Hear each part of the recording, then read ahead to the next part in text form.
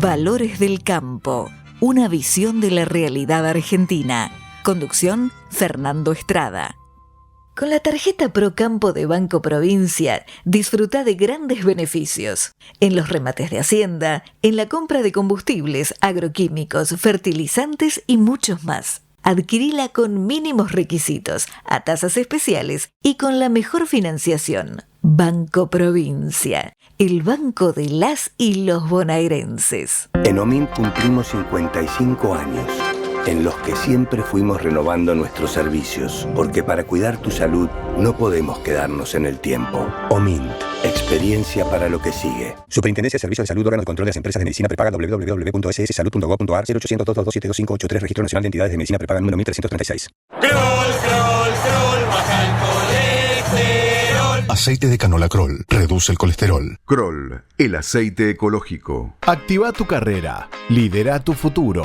En Universidad FASTA, elegí entre más de 30 carreras online diseñadas con innovación y trayectoria académica. Inscribite hoy y accede a importantes beneficios en la matrícula. Ingresa en www.ufasta.edu.ar/distancia. Universidad FASTA, conectando con tu futuro. ¿Cómo están, queridos amigos de Valores del Campo? Hoy nos vamos a ocupar de unas cuestiones relativas al clima, al cambio climático, también en su vinculación con la producción de alimentos y una cantidad de otros aspectos en los cuales, como ustedes saben y nos acompañan permanentemente, en esta materia tenemos una eminencia que es Martín Fraguillo. Estoy diciendo esto por decir que no soy ninguna eminencia, pero sí, lo es. Entonces, como es un tema de múltiples facetas, he querido que encaremos hoy una conversación un tanto sui generis con él.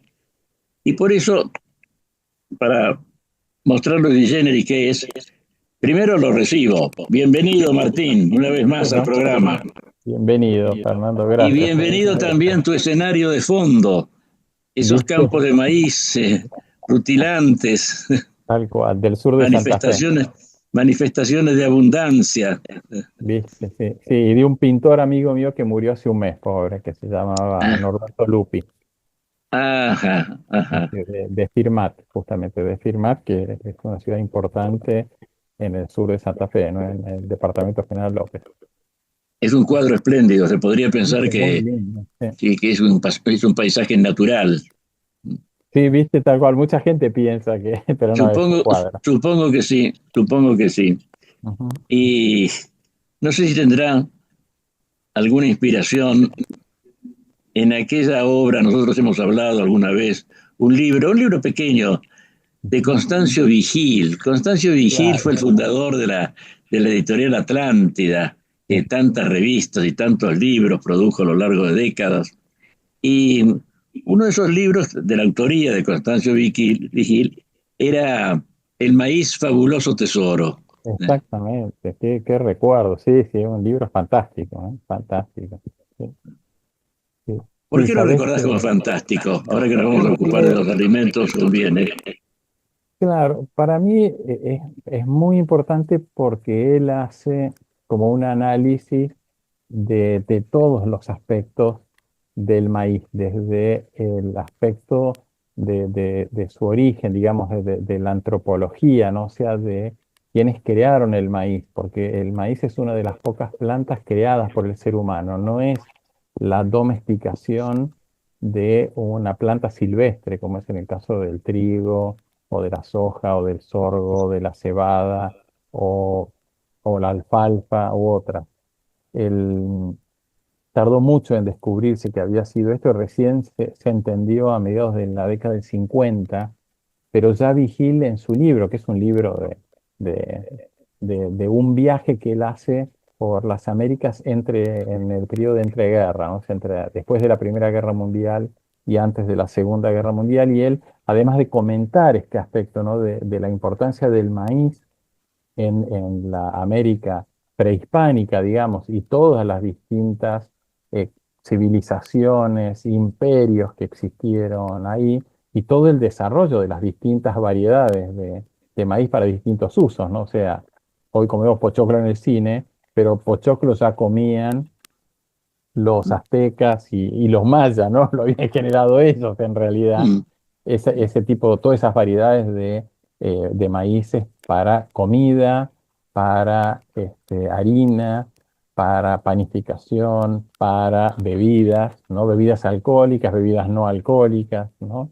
Y él explica todo esto y explica también esas industrias y lo que es la industria moderna del maíz, ¿no? Él habla de la molienda de maíz para distintos usos, de la transformación del almidón de maíz en azúcares y en otros elementos, de la producción de alcohol, de la importancia del alcohol para distintos usos, ¿no? No solamente como bebida, sino también como combustible. Así que es un libro muy adelantado a su tiempo, ¿no? Porque explica este concepto de una cadena de valor en distintos países y tiene fotos de esa época, ¿no? Es muy, muy, muy interesante el Sí, trabajo que hizo. efectivamente, esos son temas que han cobrado actualidad, pero resulta que tienen, como casi todo en el mundo, anticipaciones, precedentes. Ah, exactamente. Sí, sí, obviamente Constancio era, ¿no?, una persona brillante y una cosa que nos sorprendió, nosotros encontramos este librito, ¿no? Yo siendo director ejecutivo de Maizar, lo encontramos por un hecho fortuito de un amigo mío que se llama Ignacio Iriarte, que es experto en carnes, perito mercantil, y siempre nos Mm. reuníamos para hablar, ¿no? De la importancia del maíz en el mundo, distintos países, ¿no? Él siempre escribió sobre temas de carne, industria de la carne, exportación, y lo sigue haciendo, ¿no? Sigue siendo para mí uno de los consultores más reconocidos de la Argentina, quizás el más importante en temas de carne. Y él un día me dice, mirá, yo en el colegio usé un librito de Vigil, que no me acuerdo cómo se llamaba, pero era algo del maíz y era buenísimo, y él era perito mercantil, y me dijo, no, en tal materia, que creo que la materia se llamaba merciología, me parece. Merciología. Ujú. Merciología. Me parece que era una materia donde los que hacían perito mercantil en esa época estudiaban como distintas industrias, distintas producciones, el campo, la fábrica. Bueno, entonces lo empiezo a buscar y lo encontré en una de estas páginas de venta de libros, que no me acuerdo si era, me parece que se llamaba El Aleph, que vendía libros usados, ¿no? Ujú. Entonces agarré y me compré uno y bueno, y discutimos en Maizar, che, ¿qué podemos hacer con este librito? Y bueno, ¿por qué no hacemos una reimpresión para regalo? ¿No? Como un regalo a toda la comunidad del maíz, Eh, ¿no? Bueno, entonces le pedimos una entrevista a la familia Vigil, que tiene una fundación, Constancio Vigil. Entonces nosotros, el periodo de reunión con ellos era para decirles que queríamos que nos cedan la propiedad intelectual para hacer una reimpresión. Y entonces la primera respuesta que recibimos oficialmente, ¿no?, a partir de la persona que nos estaba gestionando la entrevista y el pedido de este derecho de propiedad intelectual para poder reimprimir un libro, es que no, nosotros estábamos equivocados, que Constancio nunca había escrito un libro que se llamaba El maíz fabuloso uf, tesoro. Entonces y, le contó, mira, yo tengo una copia, así que seguro que lo escribió porque a menos que algún seudónimo, alguien usó el nombre de... Bueno, bueno, vamos a la reunión. Cuando llegamos a la reunión había un escribano y el escribano hizo un acta que ellos recibían ese libro y que iban a verificar la autenticidad de ese libro antes de poder decidir si nos autorizaban a imprimirlo o no. Pero me sorprendió como la solemnidad de la familia de descubrir algo que nadie sabía ni que existía, que se ve que a ellos no les había quedado ni una sola copia, ¿no? Así que finalmente nosotros ya habíamos contactado a alguna imprenta, qué sé yo, y ellos dijeron, no, no, nosotros solo los autorizamos si nosotros hacemos la reimpresión. Se las vamos a cobrar a un valor, como nosotros éramos una entidad sin fin de lucro, a un valor de costo prácticamente, se los vamos a cobrar, pero no queremos que nadie manipule, porque era un libro muy particular, porque las imágenes no estaban impresas, sino que estaban impresas aparte en colores y pegadas de a una adentro del libro. ¿Viste? Era un libro obviamente un poco antiguo, pero la verdad que para nosotros fue un gran gusto haberlo estudiado a fondo y haber, digamos, como hecho este pequeño homenaje a Constancio Vigil y a lo que significa el maíz para el mundo y lo que significó para las Américas, ¿no? También a Constancio Vigil le corresponde el mérito de ciertos adelantos en materia de difusión de la ecología, porque había escrito una colección de cuentos para niños, que no sé si están todavía en circulación, porque durante décadas se leían estos libros, estaban muy bien encuadernados por otra parte. Y había uno que se llamaba El Bosque Azul, donde aparecía un supuesto Congreso de los Animales, no estoy diciendo nada, cualquier semejanza con la realidad es pura coincidencia. Este Congreso de los Animales estaba presidido por el león y eran efectivamente animales quienes lo integraban, se reunían para tratar cuestiones que los afectaban a todos ellos en determinado momento. Y en este caso se trataba de que un animal nuevo, ajeno a la tierra, ajeno al mundo animal, quería ingresar y tenía un nombre mezcla de todos las especies que habían podido juntar. Muli, ñandu, peli, cáscara y plumi se llamaba. un nombre absurdo, por supuesto. Y empezó la discusión, ¿puede entrar este animal al mundo? ¿Qué va a comer? ¿Va a comer algún otro animal? ¿Va a ser predador de algún animal? Y ahí todos empezaron a asustarse y empezaron a dar sus argumentos para estar en la tierra. Y por supuesto, la gallina decía que este animal tenía que comer zorros, y así sucesivamente. Cada uno hablaba de su enemigo, de su propio predador, como que debía ser la presa del Muliñán. Entonces, todos se pusieron de acuerdo en cierto momento que comieran lombrices, pero salió la lombriz de la tierra y explicó cómo a eso se le debía la ventilación de los suelos, la fertilidad de los campos, en definitiva. El resultado fue que aceptaron que todos los animales tenían su lugar en el mundo, pero ninguno estaba de más, y la presencia de este nuevo podía significar una merma en algunos de esos animales que tantos servicios prestan, y no pudo entrar. Es una anticipación de no sé cuántos años a la preocupación ecológica y de la diversidad biológica. Sí, realmente, porque pensá que el convenio de biodiversidad se firmó en 2015, pero también el concepto que vos explicabas recién, el de servicios ambientales, ¿no? El entender que aún una pequeña lombriz, ¿no? Y todos los otros seres vivos que viven en el suelo, que dan finalmente servicios ambientales que son esenciales para todo lo demás. O sea, si la vida que está en el suelo no estuviera ahí dando esos servicios, no habría oxígeno en la atmósfera, no habría plantas, no habría, porque las plantas, los árboles, el 100% de sus nutrientes son procesados por los microorganismos del suelo, no pueden sacar directamente de la roca, ¿no?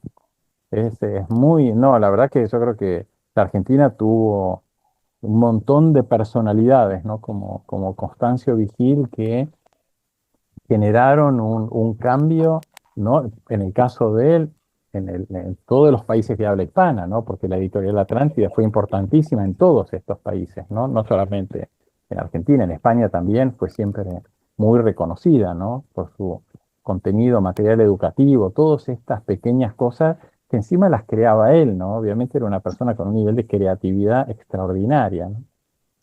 Sí, ha habido figuras extraordinarias, como bien decís, en la Argentina. Sí. En el mundo de la historieta, Ramón Columba, por ejemplo. Ah, claro. Sí, pero por eso en general, ¿no? El otro día hablábamos de Saccheri, ¿no? De Carlos Saccheri, también otra persona realmente extraordinaria, ¿no? Con un aporte enorme también a la humanidad, ¿no? Desde su visión, ¿no? Pero me parece que somos así como un país extraño, ¿no? De extremos, ¿no? De personas de altísimo nivel de reconocimiento global por aportes realmente importantísimos, ¿no? Sí, yendo a algo más mundano, ¿no? El rol de los Messi, ¿no? O de Messi en el fútbol y su alto reconocimiento, ¿no? Pero a mí me sorprende. Te has olvidado del Papa también. Claro, bueno, por supuesto, sí, por supuesto. Pero claro, por eso son, digamos, figuras de alta presencia, de alto poder, ¿no? Como ser un un santo padre, ¿no? Un pontífice. Pero a mí me sorprendió en el caso este de Messi. Ahora en noviembre fue la reunión de cambio climático en Bakú, que es la capital de Azerbaiyán, ¿no?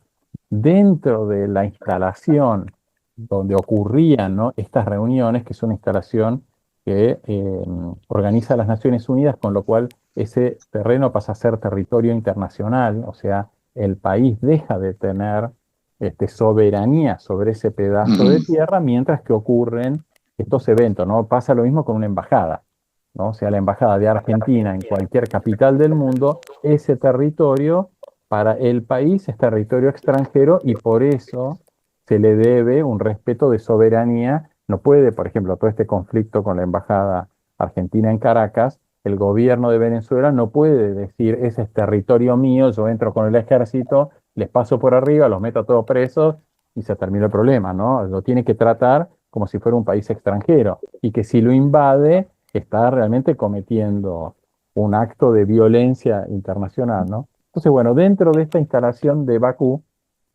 había varias, había dos en realidad, grandes, tres, ¿cómo que se llama? Guardarropas, ¿no? Como hacía frío, entonces uno entraba con ropa, no sé, una campera sobre todo, valija, qué sé yo qué, y uno la podía dejar en este guardarropa, ¿no? Entonces, obviamente, todo lo que uno dejaba estaba acreditado por temas de seguridad con mucha precisión, digamos, ¿no? Es que le daban un papelito y ya está, no había que identificarse, mostrar la credencial, se ingresaba en la computadora, qué era lo que uno dejaba. Bueno. Entonces voy el primer día, no me acuerdo que dejé una campera y cuando la persona que me atendió, unos chicos jóvenes, todos chicos voluntarios de la facultad, ven a Argentina, empiezan a decir, Argentina, Messi, y había como 50 empleados, todos gritando Argentina, Messi en la guardera, en el guardarropa.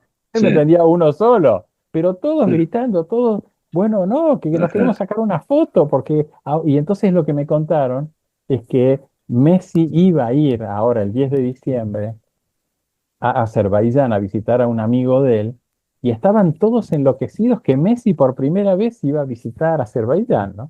Entonces me parece que a veces, ¿no? Hay distintos modos de que el país sea conocido. Exactamente, y a veces estos modos sencillos generan un nivel de aprecio, ¿no? Por la Argentina y por lo que significa la Argentina y estudiar, no sé, cosas como el idioma o la comida o la cultura o vincularse de manera muy, muy extrañas, ¿no? Pero bueno, que muchas veces, ¿no? Nosotros desde la Argentina muchas veces no nos damos cuenta de esto, ¿no?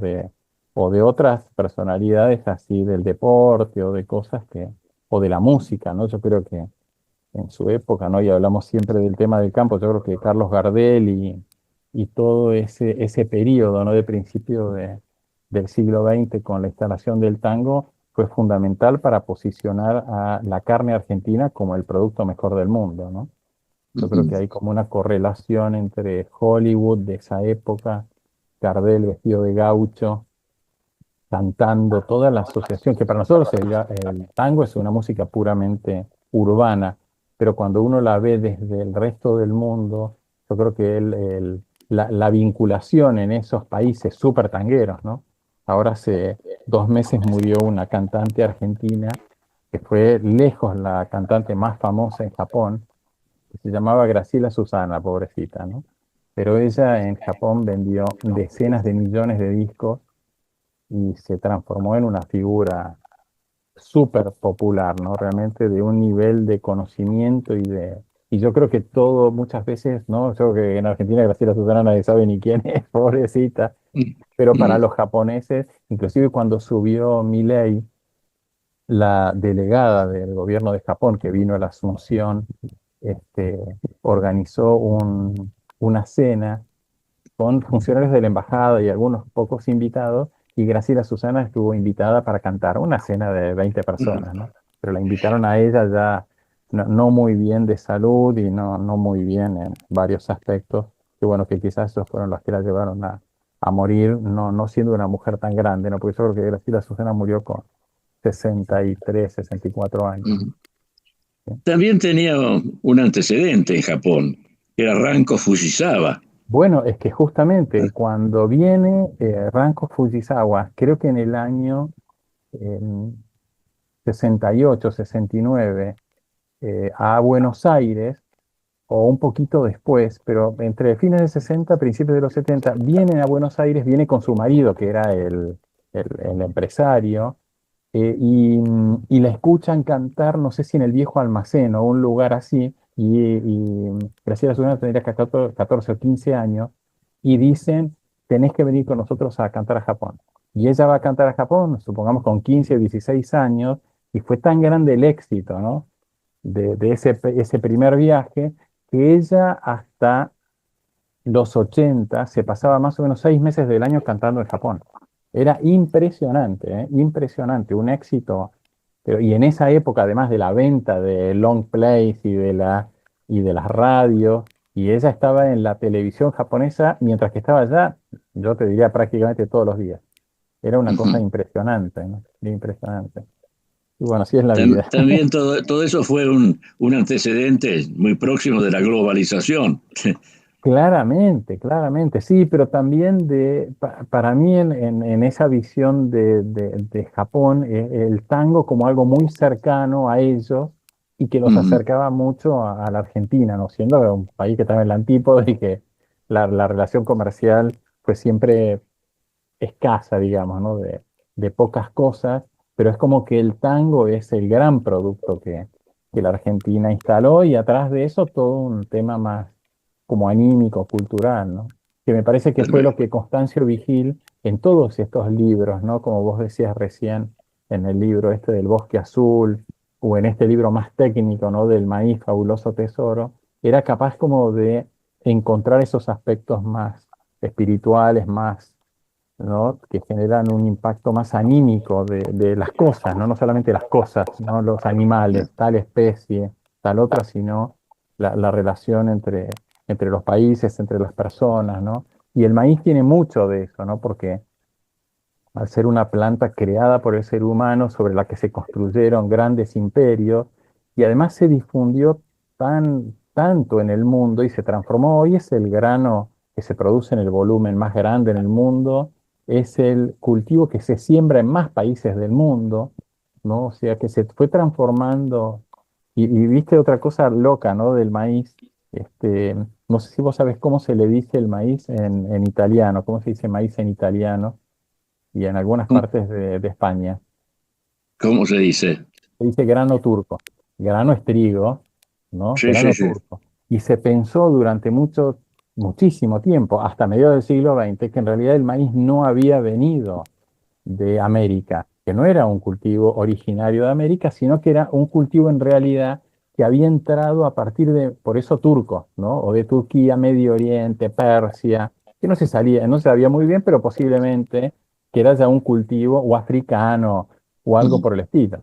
Y se tuvo que llegar hasta los estudios genéticos de un grupo de científicos de Estados Unidos en la década del 50 a determinar que no, que los maíces más antiguos del mundo están en la península de Yucatán. Y no hay ningún maíz ni ningún, digamos así, antecedente, pero claro, como no entró a Europa con pompa, como el tomate o la papa u otras cosas que entraron con una presentación a los reyes y parte. No, el maíz entró como, che, vienen estas cosas que es lo que comemos, es más o menos parecido al trigo, usémoslo para hacer, no sé, una polenta, no sé qué cosa. Y entró de una manera completamente humilde, ¿no? Porque siempre fue como de todos los cultivos lejos el cultivo más humilde y más sencillo, ¿no? Y a veces reservado para la alimentación de animales también. Claro, y fíjate que justamente que es clave hoy el principal uso del maíz es la alimentación animal, ¿no? Tanto la planta entera, pastoreada, picada, secada, y el grano, ni hablar, ¿no? Sí, los Fabuloso usos tesoro, humanos. realmente. Es realmente un favor, sí, por eso, yo creo que fue Vos has, realmente... has dicho que no tiene su origen en una planta silvestre, No, que fuera antropogénica. Cómo es claro, eso? ¿Cómo claro, pudo el hombre haber creado una planta? claro, el tema es así. Se supone que desde el punto de vista genético, el maíz se crea a partir de un cruzamiento y posterior selección de individuos de un cruzamiento de dos especies diferentes. Una de esas especies existe hoy todavía silvestre en México que se llama teosinte. Pero el teosinte no tiene, uno mira la planta del teosinte y no tiene nada que ver con la planta de maíz. Es una planta finita, chiquita, media parecida al trigo, que tiene una espiguita muy chiquitita de 4 o 5 granitos. Y lo que se supone es que en ese momento, hace más o menos unos 10, 11 mil años, cuando ahí los habitantes de la península de Yucatán crean esos primeros cruzamientos, obviamente eran pueblos que tenían un nivel de conocimiento de la genética impresionante, ¿no? Ellos son los que lo cruzan, se supone, con una o dos especies que hoy están extintas, por lo cual no se sabe qué plantas eran, se sabe que hubo material genético que ingresó, que no está en el teosinte, o sea que vino de otra y otra especie, pero no emparentada con el teosinte, no es una variante o un mutante. Sí, Por sí. eso hoy no se podría volver a crear el maíz, porque existe el teosinte, pero no existe o la otra o las otras dos que cruzaron para pasar de una espiguita así de 3 centímetros de largo con 6 granitos a un choclo. El choclo existe desde la época, digamos, desde hace 10.000 años. O sea, en relativamente poco tiempo, esos fueron a través del cruzamiento y la selección de padres y madres, porque encima el maíz necesita una polinización no cruzada, macho y hembra, de dos individuos diferentes para hacerlo más productivo. Y el primero que se da cuenta que el maíz era una planta completamente diferente es Darwin. Darwin en su libro, ¿cómo que se llamaba? El viaje de un naturalista alrededor del mundo, ¿verdad? Sí, sí, en el Beagle. Claro, exactamente. Él cuando recorre América dice, acá hay una planta que no funciona. Obviamente ya había maíz en muchas otras partes del mundo. Dice, ¿por qué no funciona la planta de maíz? Porque la planta de maíz tiene ciertas características que esa planta, si uno la deja en la naturaleza, no es capaz de multiplicarse más allá de una o dos generaciones y desaparece. Con lo cual esta planta se extinguiría. ¿Por qué se da cuenta él de eso? Lo primero que él se da cuenta es que la forma que tiene la espiga con todos los granos amontonados, cuando uno planta una espiga y deja que germinen, las plantas germinan, las semillas germinan y van a generar plantitas. Pero la planta de maíz, si están muy amontonadas una con la otra, no van a generar espiga. No pueden, la planta de maíz necesita, para generar una espiga, estar separada. 10, 15 centímetros, 20 centímetros o más una de la otra. Depende de los nutrientes, la lluvia, el sol, etcétera, etcétera. Pero él es el primero que se da cuenta y dice, esta no es una planta silvestre domesticada. En ningún lugar, él recorrió todo el mundo, en ningún lugar encontré una planta parecida, como si los trigos, ¿no?, silvestres de Medio Oriente, o el sorgo en África, o un montón de otras especies que sí, esta era la planta originaria. Hubo civilizaciones que se fueron transformando de nómadas en sedentarias, y al empezar a hacer agricultura fueron seleccionando lo mejor y supieron qué semillas había que sembrar y cuáles eran las semillas que iban a dar las mejores plantas. Y en el caso del maíz, él dijo, esto no, y no es lo mismo en ninguna otra planta de las que él describe, ¿no? Pero eso igual, a pesar de, en la época que él lo escribió, recién con los estudios de genómica primitivos, ¿no?, de genética de la década del 50, se pudo determinar su origen, ¿no? Y esta determinación, que tenía razón Darwin cuando decía que era diferente, porque el material genético no coincide, no hay manera que de un teosinte uno pueda seleccionar y sacar una planta de maíz, ninguna manera. Claro, y no hay maíz silvestre. No te hay digo de maíz origen, silvestre, sino de las especies actuales. No hay ninguno silvestre en ninguna parte del mundo, y no lo va a haber por las características que tiene, por la arquitectura de la planta, Sí, ¿no? sí. Fue creada por el ser humano. Si uno la deja libre, no se multiplica, no va a haber un campo invadido por plantas de maíz por sí solo, aunque pasen 100 años, 1000 años o 1.000.000 de años, no lo va a haber. ¿Volverán a las originales que son desconocidas hoy día, o directamente se extinguirá? No, se extingue, claro. Es una planta, claro, es una planta que no puede sobrevivir sin la mano del agricultor, digamos. Sin el ser humano, el maíz no existe. No existe. Alguien tiene que agarrar la espiga de maíz una vez que está madura, separar las semillas y sembrar las semillas de a una. Y Estas eso, consideraciones hacen ver lo delicado que es la acción, lo delicada que es la acción de producir alimentos. totalmente. Sí, Y los miles de años que nos llevó al ser humano a tener sí. la industria de los alimentos que tenemos hoy y la agricultura que tenemos hoy.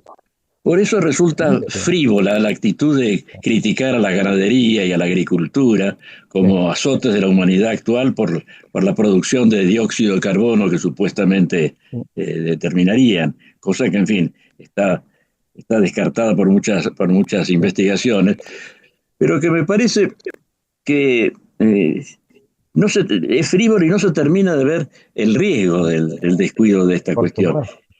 En el mundo hay 9 países que producen, no sé, creo que es el 80% de los alimentos mundiales.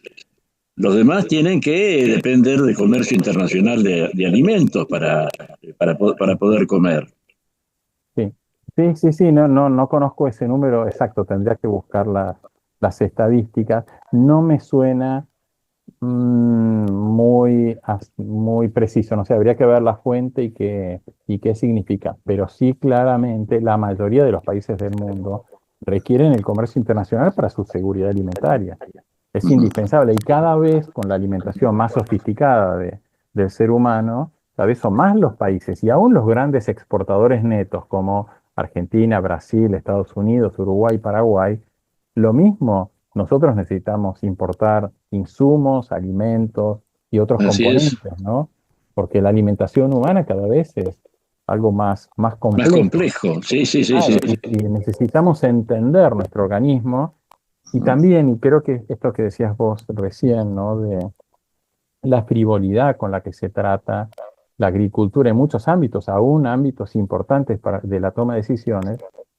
Y creo que lamentablemente lo que le fue pasando al ser humano es haber perdido la capacidad de la observación y del entendimiento de cómo funciona la naturaleza, por qué existe la vida en la Tierra, ¿no? ¿Cómo es que nosotros podemos estar ahora hablando? ¿De dónde salen los elementos que hacen que nosotros podamos vivir? El primero es el oxígeno, ¿no? Y uno de los trabajos que a mí me pareció como complementarios al tema del cambio climático fue un grupo de científicos del IPCC que creó un proyecto que se llama el Proyecto Global de Carbono, o el Global Carbon Project, o Global Carbon Budget, ¿no? Que significa presupuesto. Y el objetivo de ellos era, o una cierta preocupación, viendo que se iba como sobresimplificando el tema del cambio climático y empezar a hablar de los gases de efecto invernadero como gases tóxicos contaminantes, ¿no? El CO2 como un gas tóxico que contamina la atmósfera, sin darse cuenta que en realidad el CO2 es un gas milagro. Si en la atmósfera de la Tierra no hubiera habido CO2, hoy nosotros no estaríamos acá, porque sin CO2 no habría oxígeno libre en la atmósfera. El 100% del oxígeno que respiramos hoy, ayer, hace 1000 años, hace 10.000 años, fue todo creado por la fotosíntesis de las plantas. Y esa fotosíntesis solamente puede ocurrir si en la atmósfera hay dióxido de carbono libre.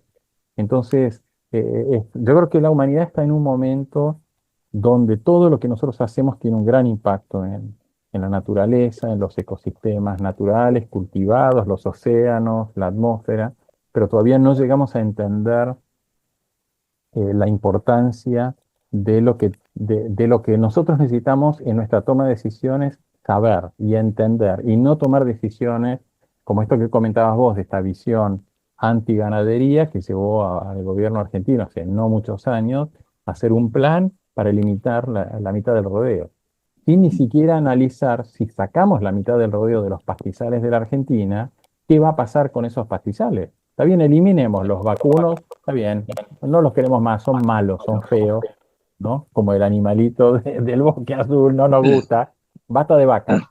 Bueno, ok, ¿y los pastizales van a seguir siendo pastizales o van a ser otra cosa?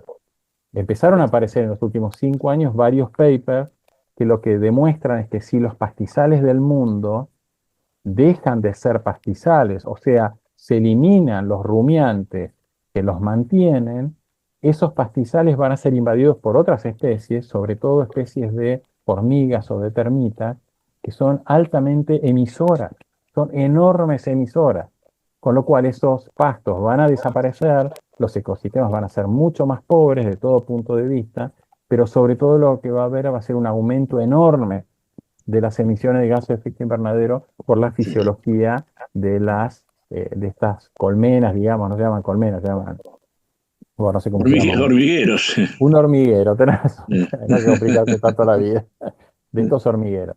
Pero empieza a haber como un estudio un poco más allá, de decir, che, podemos decidir así frívolamente, eliminemos tal cosa, saquemos tal otra cosa.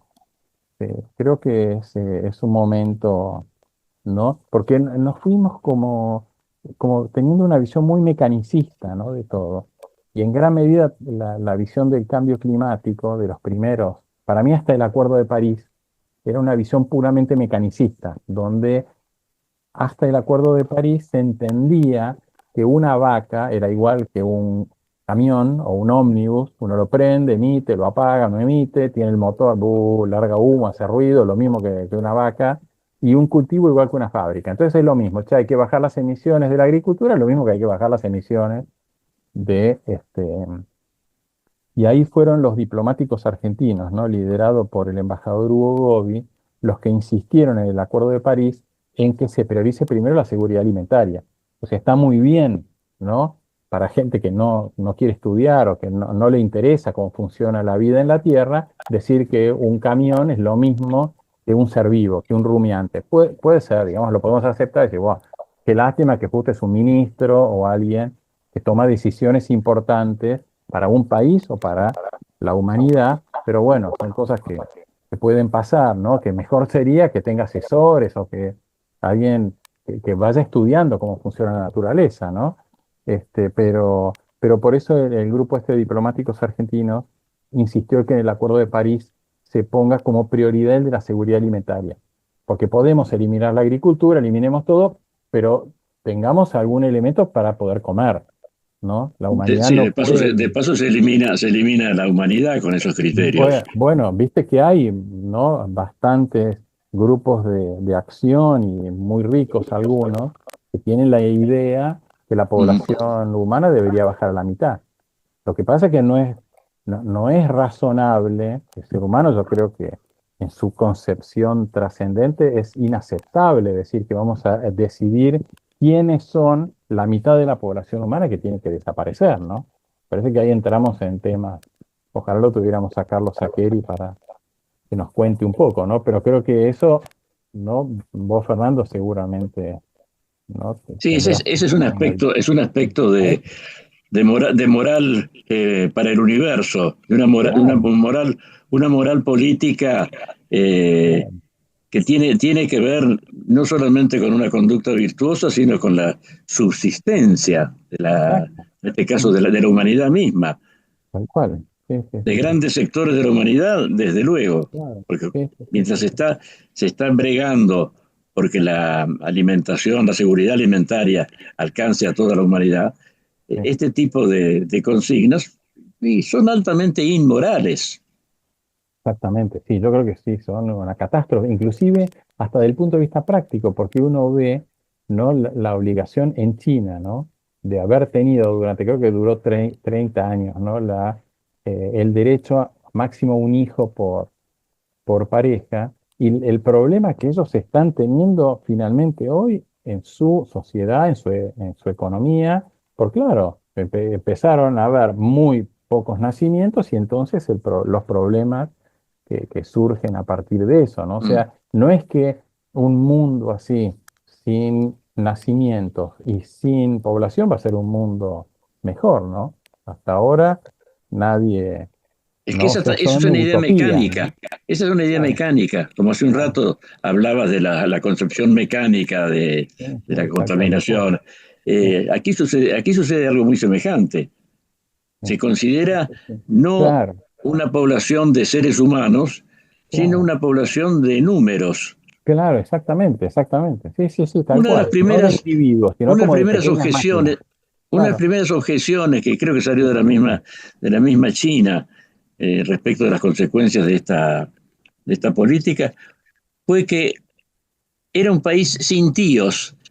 Claro, como no se podía tener más que un Claro, hijo, tal cual. pero eso como indicio de un cambio, una adulteración de los modos de vida normales, las conductas humanas. De loco. Naturalmente eso no lo podían ver los políticos ni los economistas. No, no, realmente. Creer precisamente que se trata de una cuestión mecánica es Claro. el punto de partida del totalitarismo. Exactamente, claro, es lo más práctico que hay. Sí, sí, Exactamente. sí. Sí, sí, sí. Todos son tornillos y entonces hay que ajustarlos y tienen que cumplir su función como tornillo, y punto. Pero para eso hay que desconocer la condición humana. Claro, tal cual, tal cual. Y creo que es hoy lo que necesita el ser humano para tomar decisiones razonables y adecuadas en relación al problema del cambio climático. Entender la condición humana, entender la importancia del ambiente en el cual vivimos, ¿no? ¿Qué es lo que significa, ¿no? Los ecosistemas naturales que hay que cuidar, los ecosistemas, digamos, bajo uso del ser humano, un ecosistema, aún una ciudad, ¿no? O sea, todo eso yo creo que por suerte están habiendo como se creó hace un par de meses y se presentó ahora en Bakú una nueva organización que se enfoca en el estudio de de los árboles fuera de los bosques, ¿no? O sea, los árboles en zonas urbanas, en zonas suburbanas, ¿no? Y me parece justamente una visión, y además lo interesante, lo primero que ellos publicaron es, bueno, ¿cuánto beneficio ambiental generan esos árboles fuera de los bosques, ¿no? El árbol de la vereda, y lo que ellos demostraron es que su impacto ambiental estaba absolutamente subestimado, que el rol que ellos juegan es muchísimo mayor, bajando la temperatura en los asfaltos, en las veredas, en las casas, ¿no? Tienen decenas de beneficios ambientales que están generando en distintos ámbitos así, ¿no? Che, el árbol de la esquina, oh, mirá qué lindo, qué feo, ¿no? O qué buena la sombra que nos da, o qué mal que nos tira no sé qué polen, ¿no? No sé qué Mm, cosas. eh, Sí, porque desgraciadamente había, espero que ya no subsista, una mala costumbre del odio a los árboles por parte de algunos De, comerciantes que de se locos, ¿no? enfurecían porque el árbol crecía y le Claro. quitaba vistosidad a sus vidrieras. A su cartel o su vidriera, sí, sí, no, no, Sí, sí. muy. Por eso, todavía yo creo que, y hay muchas ciudades, fíjate que hay muchas ciudades que realmente tienen muy pocos árboles y poco lindos, ¿no? Gracias a Dios, Buenos Aires, con el trabajo de Carlos Taís y de otra gente, es una maravilla, ¿no? Tiene unos árboles impresionantes, ¿no? Unos plátanos, unos fresnos, unas tipas, ¿no? Que la verdad que dan gusto, ¿no? Hay mucho, la mayoría de los barrios de Buenos Aires, uno da gusto caminar por las calles y tener sombras y verde, ¿no? Y tener además la fábrica de oxígeno a 3 metros, ¿no? No estar esperando que el oxígeno Así venga. es. Sí. Son El bendiciones que no delivery. se valoran. No, no, cero valor, claro, claro. Nadie va a pensar, che, Como ¿no? Cuando, la abundancia del agua que tiene esta ciudad. ¿viste? Claro, claro, tal cual, Eh, tal cual. Y lo que ayudan esos árboles con su evaporación sí, a mantener las napas más bajas sí. y los arroyos estos que la Mm. cruzan bajo control, exactamente, ¿no? Porque son decenas de miles de litros por día que cada arbolito de esos está mandando a la atmósfera, ¿no? Hace cosa de un año, bueno, vos participaste de esa reunión, la preparación de ese volumen que hizo la Academia Nacional de Ingeniería Sí, acerca del tema. Es exactamente. muy interesante cómo ahí se ven números bien claritos, ¿no? Sí, En el año 2020, las emisiones de dióxido de carbono, es decir, el gran acusado, ¿no? sí, sí, claro, claro, claro. En el mundo fueron de 812 gigatoneladas. La Exactamente, gigatonelada es exactamente. 1.000 millones de Exactamente. toneladas. Sí, Esa fue la emisión. Pero sí, dentro de esa emisión había 40 gigatoneladas Claro, de origen antropogénico. exactamente. Sí, Es decir, serían 770 más o menos las emisiones naturales. naturales. Claro, Pero la absorción sí, también de la naturaleza, de los océanos, los suelos y la sí, vegetación, fue de 791 gigatoneladas. ¿viste? Sí. Es decir, la capacidad de absorber todas las emisiones y Sí. encima una yapa muy grande, Uf, impresionante. Sí, sí, tanto como claro, la para naturaleza. absorber la mitad de las emisiones de origen humano. Antropogénica. Claro que cuando Eh, decimos las humanas, hay que pensar primero en la quema de combustibles fósiles, que sí, no son parte de la naturaleza de hoy, fueron parte de la naturaleza hace cientos de millones de años, ¿no? Con los dinosaurios. Hoy eh, eso es lo que está como modificando el ciclo de la naturaleza, ¿no? Pero sí, claro. Pero es sí, notable que lo que quedó en la exactamente. atmósfera como resabio de todo eso Sí, fue más o menos un 2% de ¿viste? las Sí, emisiones totales. Eso es exactamente. lo que aporta el hombre. Sí, Es decir, que si se insistiera más en este sí, tipo de soluciones a las cuales se las llama soluciones basadas en la naturaleza, exactamente. Sí. no estamos tan desprovistos de instrumentos No, contra el cambio claramente, climático. No tiene por qué claramente. ser vérselo tan apocalíptico. Exactamente. Tiene que ser justamente, y es lo que realmente nos tiene muy preocupados, y por eso creemos que la reunión de cambio climático del año que viene en Brasil debería ser un cambio de esta tendencia, porque en esta visión mecanicista, la naturaleza es como algo que no existe, ¿no? Y por eso este grupo que yo comentaba de científicos del IPCC ya hace unos 15 años, liderado por una francesa que se llama Corinne Lequer, ahora ya jubilada del grupo, ellos son los que dijeron, acá no podemos seguir trabajando con el tema del cambio climático sobre la base del terror, del miedo que va a venir el huracán, o el negacionismo de que no, subir el aire acondicionado, ¿a quién le importa? ¿No? Hacer techo más fuerte, casa más fuerte, y si hay un huracán, bueno, después lo arreglaremos si se rompe algo, sino empezar a entender el ciclo de estos gases y cómo funciona la naturaleza y la responsabilidad del ser humano, que si la naturaleza nos puede manejar un gran porcentaje en ese mega ciclo gigante de todas las plantas, desde el malbón de el balcón, ¿no? Que lo regamos y lo cuidamos, hasta el gran árbol en la selva amazónica, todos, y la planta de maíz y la de trigo y la de soja, todos aportando en este mega ciclo gigante, pero lo mismo tenemos que ocuparnos de ese excedente que se está acumulando en la atmósfera y que nos está causando este problema tan, tan grave, ¿no? Para el futuro de la humanidad. Pero lo difícil es cómo salir de esta visión puramente mecanicista, casi bancaria, digamos, donde ponemos en la atmósfera, sacamos de la atmósfera, como si yo pusiera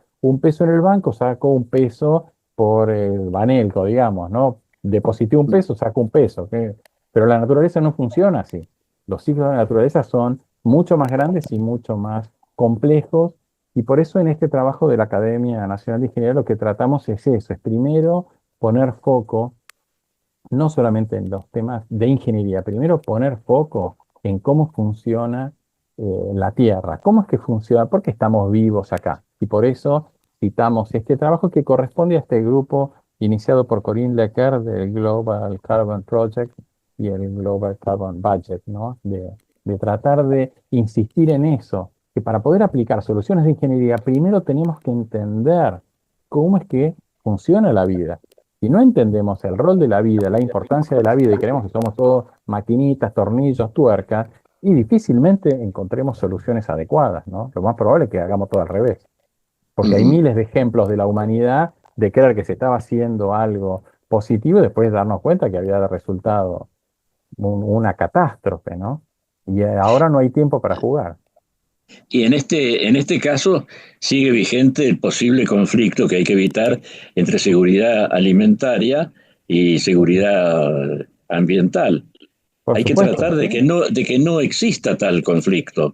es que no puede existir en la medida en que los ecosistemas se manejan de forma sustentable, hay mayor capacidad de esos ecosistemas de tener carbono si tienen más carbono, los suelos son más saludables. Si hay más carbono en esos suelos retienen más nutrientes, entonces le dan más nutrientes a las plantas son más productivas. A su vez, si hay más carbono y tienen más capacidad de almacenar agua, cuando hay una sequía, los cultivos y los ecosistemas naturales son mucho más resilientes frente a una sequía, hay menos riesgo de fuego, y obviamente hay mayor seguridad alimentaria, porque un cultivo hecho en un suelo con mayor contenido de carbono, que va a tener más agua, que va a tener más nutrientes, va a rendir más. Y si hay más rendimiento de los cultivos para la alimentación humana, va a haber mayor seguridad alimentaria. Lo que nos está pasando es que entender todo esto cuesta muchísimo en los ámbitos estos de la toma de decisiones. Cuesta muchísimo. La visión sigue siendo en gran medida, por eso París para mí fue tan importante. El Acuerdo de París fue tan importante porque fue la primera vez, y lo lideró el ministro de Agricultura de Francia. Él fue el que presentó por primera vez que eran los suelos del mundo la principal solución al problema del cambio climático. La principal solución. Y él dijo, los suelos del mundo hoy tienen entre 4 y 6 veces la cantidad de carbono que hay en la atmósfera. Pero el problema lo tenemos en la atmósfera, pero los suelos tienen una capacidad muy grande, a través de las plantas, ¿no? De la fotosíntesis de la planta, de tomar más carbono. Y los que son los suelos agrícolas o los suelos productivos, lo primero que hay que hacer es dejar de hacer labranza. Y ahí también tenemos la suerte en Argentina de que a partir de un pequeño grupo de productores súper innovadores de la década del 80 y muy cabeza dura, que se metieron en la cabeza que había que dejar de trabajar la tierra, y de un ingeniero que fue un poco el que planteó estas ideas, ¿no? Que era Molina, de haber llevado a la Argentina a ser un país prácticamente 100% o 90% no labranza o siembra directa, contrastado con Europa, que tiene menos del 10%, o Estados Unidos, que tiene el 15%, ¿no? De siembra directa. Y les cuesta... Otro motivo de orgullo para los argentinos, como hablábamos al principio. Un pequeño motivo de orgullo, pero ¿no? Bueno, debemos entender eso, pero lamentablemente en esos países, ¿no? Que tienen una agenda muy fuerte y ellos son los que mandan, digamos, no tanto la Unión Europea como Estados Unidos, todas estas cosas se intentan tergiversar y no, al final no es tan importante, y entonces y total, ¿no? Y se generan mensajes contradictorios y una visión que nos aleja de entender cómo funcionan esos ecosistemas, ¿no? Martín, muchísimas gracias. Como siempre, un gusto. Voy a empezar a hacer los elogios para que digas que no. Bueno, sí, hablamos un poco de generalidades, pero bueno, me encantó que no son generalidades. Y como bien decías, son verdades que no se conocen suficientemente y es muy importante conocer. Sí. Muchas gracias, Martín. Bueno, un abrazo. Feliz año. Un abrazo grande, Fernando. Hoy hemos conversado nuevamente con el ingeniero Martín Fraguío. Y nos encontraremos en nuestra próxima edición de Valores del Campo. Hasta entonces. Con la tarjeta Procampo de Banco Provincia, disfruta de grandes beneficios. En los remates de Hacienda, en la compra de combustibles, agroquímicos, fertilizantes y muchos más. Adquirila con mínimos requisitos, a tasas especiales y con la mejor financiación. Banco Provincia, el banco de las y los bonaerenses. En OMINT cumplimos 55 años, en los que siempre fuimos renovando nuestros servicios, porque para cuidar tu salud no podemos quedarnos en el tiempo. OMINT, experiencia para lo que sigue. Superintendencia de Servicios de Salud, órgano de control de las empresas de medicina prepaga, www.sssalud.gov.ar, 0800-222-72583, Registro Nacional de Entidades de Medicina Prepaga número 1336. Crol, baja el colesterol. Aceite de canola Kroll reduce el colesterol. Kroll, el aceite ecológico. Activa tu carrera. Lidera tu futuro. En Universidad FASTA, elegí entre más de 30 carreras online diseñadas con innovación y trayectoria académica. Inscribite hoy y accede a importantes beneficios en la matrícula. Ingresa en www.ufasta.edu.ar/distancia. Universidad FASTA, conectando con tu futuro.